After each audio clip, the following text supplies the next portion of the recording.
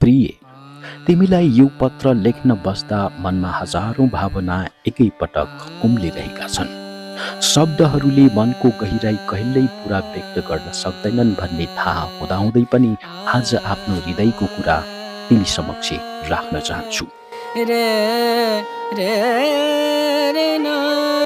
जीवनमा धेरै मानिसहरू भेटिन्छन्, तर केही मानिसहरू यस्ता हुन्छन् जसको उपस्थितिले नै जीवनको अर्थ बदलिदिन्छ।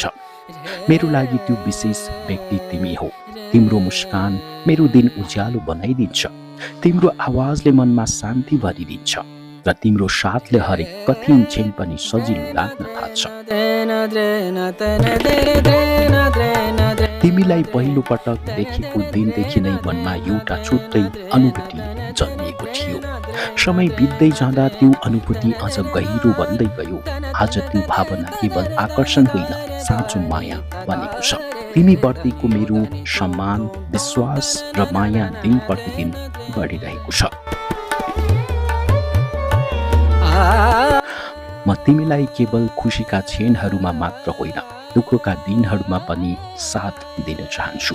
तिम्रा सपनाहरू पूरा गर्न हौसला बन्न चाहन्छु। तिमी थाकेका बेला सहारा बन्न, निराश भएको बेला आशा बन्न अनि खुसी भएको बेला त्यो खुसीसँगै मनाउन चाहन्छु।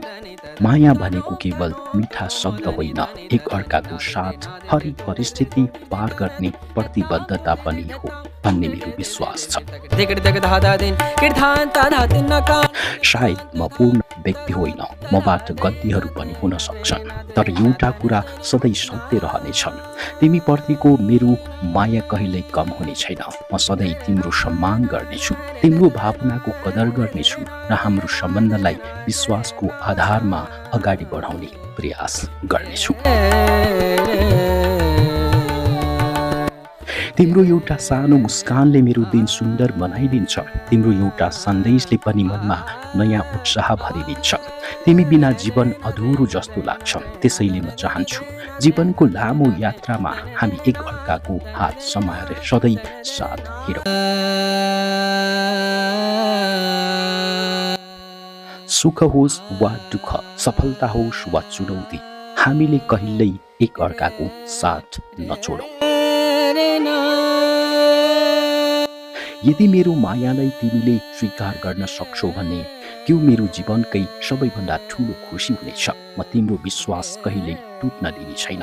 हाम्रो सम्बन्ध इमानदारी, सम्मान र विश्वासमा आधारित होस् भन्ने मेरो सधैँ चाहना रहनेछ। अन्त्यमा यति मात्र भन्न चाहन्छु, तिमी मेरो जीवनको सबैभन्दा सुन्दर अध्याय हौ। तिम्रो साथले मेरो संसारलाई अर्थ दिएको छ। तिमी जहाँ रहे पनि सधैँ खुसी रहौ, सफल रहौ र मुस्कुराइरहनु। यदि भाग्यले साथ दियो भने त्यो मुस्कानको कारण बन्ने अवसर म पाउन चाहन्छु। सधैँ तिम्रै प्रतीक्षामा, तिम्रो माया गर्ने व्यक्ति।